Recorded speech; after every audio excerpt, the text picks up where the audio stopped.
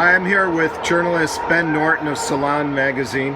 And Ben, you were talking just now. By the way, we're outside of CNN headquarters where Donald Trump's upstairs, and there's some protesters protesting what Donald Trump is doing up here. But you got into a conversation about sanctions with North Korea, and you took it back to what President Clinton did in Iraq. Would you mind repeating that for us? Yeah, thanks for having me. I mean, I think it's important to recognize when we're talking about sanctions, people often talk about sanctions as if they're some kind of explicitly economic policy, but they have a very real, tangible human impact. And that can be a deadly impact. And today, today's March 21st, and it's the biggest day in the APAC 2016 policy conference. And former Secretary of State Hillary Clinton, presidential Democratic nominee frontrunner, spoke today, and she gave a very kind of like I guess you could say hyperbolically pro-Israel, sycophantic speech at APAC today, and she bragged about how she had imposed crippling sanctions on Iran. And she wielded this as a record of her belligerent foreign policy, of her willingness to take action. And what often is left out of these discussions is the very real human cost of these kinds of sanctions.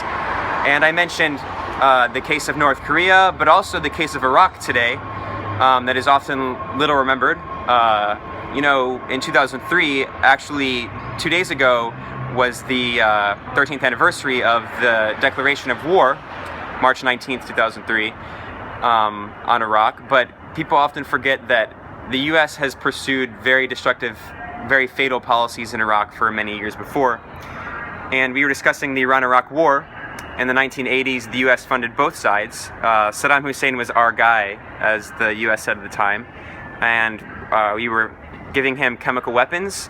We were giving him intelligence and coordinates which he used to gas Kurds, which he used to gas Iranian civilians.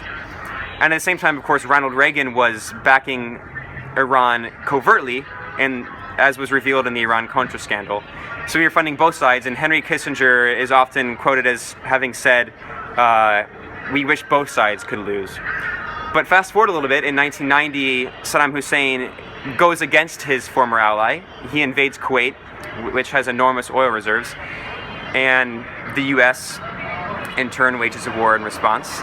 And what is little remembered about the 1990s in Iraq was that after the Gulf War, the U.S. under the Bill Clinton administration pressured the UN to impose very harsh, or as Clinton would say, crippling, as she would say proudly, crippling sanctions on Iraq. And from 1991 to 1998, the UN estimated that approximately 570,000 children died because of those sanctions. And famously, Secretary of State Madeleine Albright went in 60 Minutes, and she was asked by 60 Minutes whether she thought that the price of more than 500,000 children's deaths was worth the political gains that they got through imposing the sanctions. She said, yes, I think the price was worth it. And also, the UN